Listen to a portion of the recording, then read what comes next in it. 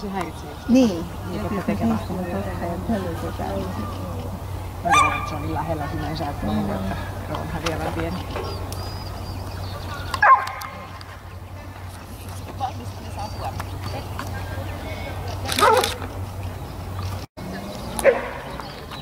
Hae koira!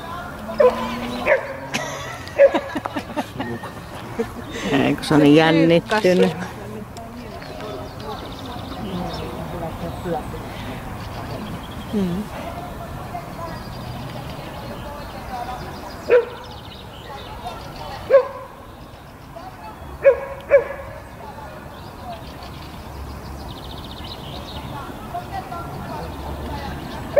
Se ottaa käskyjä tuomari.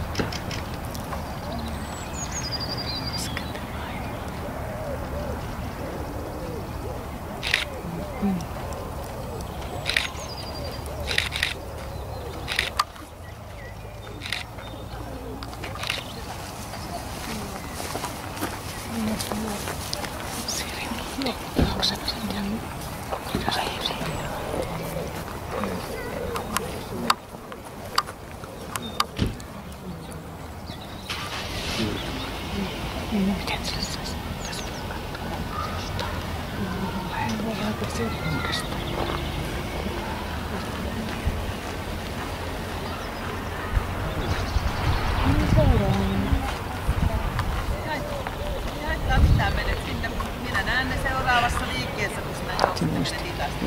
Ei haittaa yhtään. Vedä henkeä ja henkilöryhmä.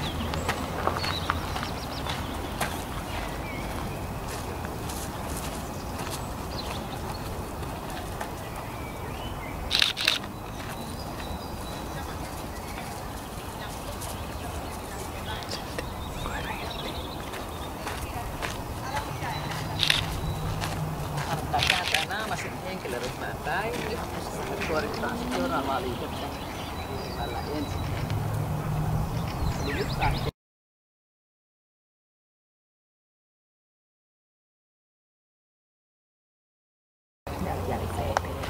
Joo, okei.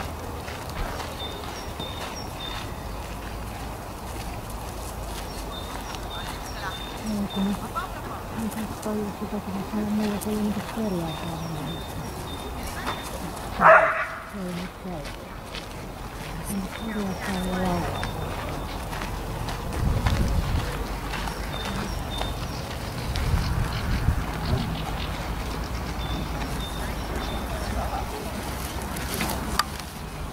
Se kuusi.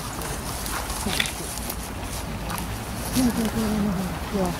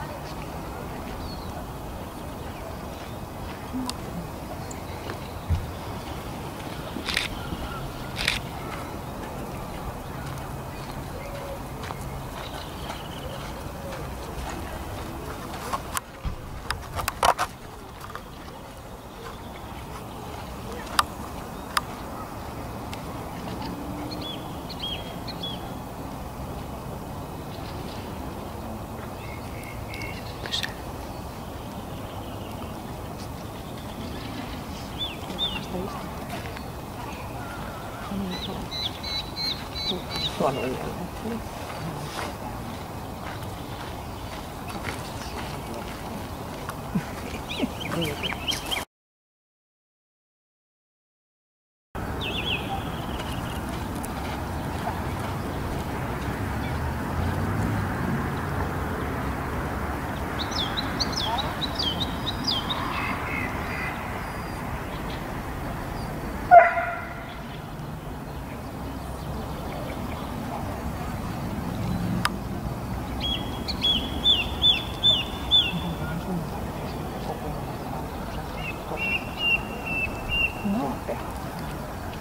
Kyllä.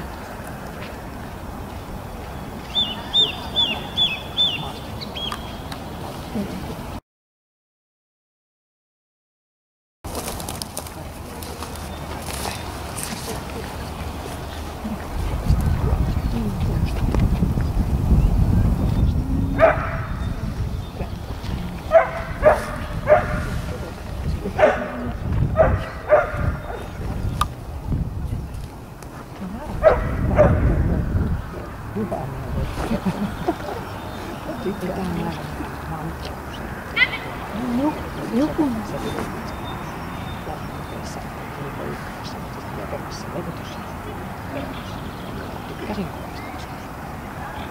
Jos ei ainakaan sitä tee.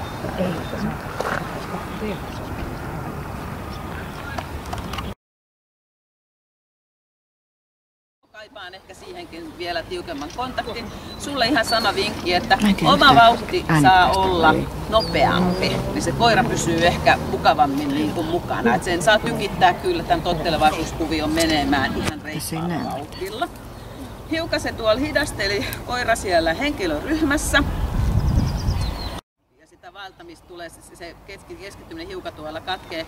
Mutta mä katson, että hihnan, ja jossain kohti joudut käyttämään ihan, siis hihnakin kiristy, joka ei tietenkään hihnassa seuraamisen idea ole, että sitä viedään hihnassa eteenpäin, vaan sen pitäisi olla löysällä hihnalla koko ajan. Mutta mä katson, että se on tänään liikkeenä kuitenkin tyydyttävä. Vapaana seuraaminen oli tällä koiralla selkeästi parempi liike. Eli kun se hihna on poissa, niin se keskittyy paljon paremmin siihen tekemiseen. Vielä siellä on pientä väljyyttä, henkilöryhmä saisi olla pikkusen napakampi, käännökset saisi olla vielä paremmat, mutta tänään liikkeenä vapaana seuraaminen on kuitenkin hyvä. Istumisliike, no siinä tuli pientä sellaista palettia ohjaajalta. Koiran istuminen oli tosi hidas.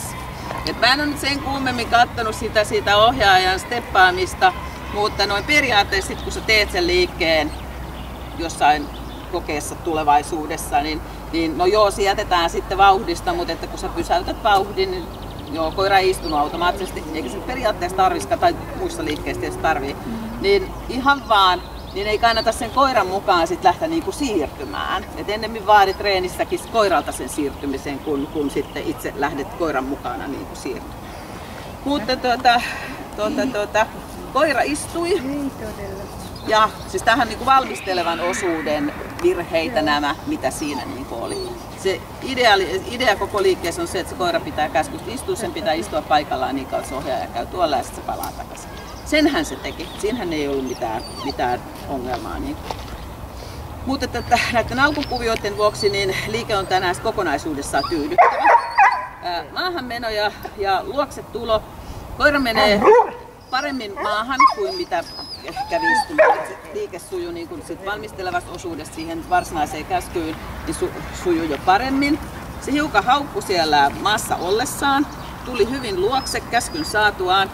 Se oli selkeästi hyvin vino edessä ja sulla on sielläkin sit se, sä lähdet hakemaan sitä linjaa, eli pieni tämmöinen vinkki koulutukseen sitten, että vaadi koiralta, että se tulee ja se koira oppii tosi nopeasti sen, että itse liikkuu ja se odottaa sitten jo sitä liikkumista.